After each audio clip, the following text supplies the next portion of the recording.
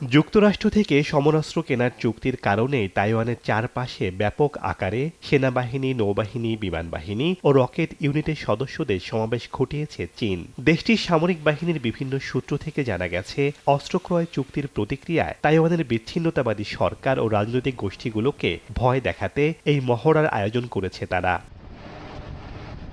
সম্প্রতি যুক্তরাষ্ট্রের সঙ্গে $1,110 কোটি সমরাস্ত্র কেনার চুক্তি করেছে এই দ্বীপ ভূখণ্ড। এর মধ্যে এমন কিছু মিসাইল সিস্টেম আছে যা চীনের মূল ভূখণ্ডে আঘাত হানতে সক্ষম। বেজিংয়ের দাবি, তাইওয়ানের বিচ্ছিন্নতাবাদী শক্তি এবং তাদের বিদেশি মদতদাতাদের জন্য এটি একটি কড়া হুঁশিয়ারি, কারণ তাইওয়ান বিশ্বের চিপ সরবরাহের প্রাণকেন্দ্র।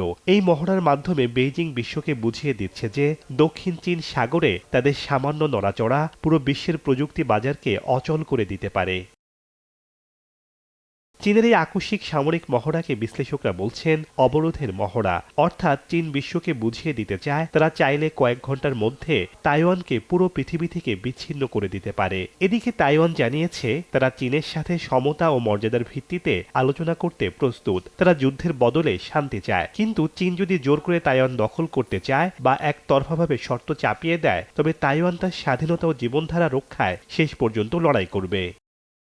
শেখ সাদি মারজান, সময় সংবাদ।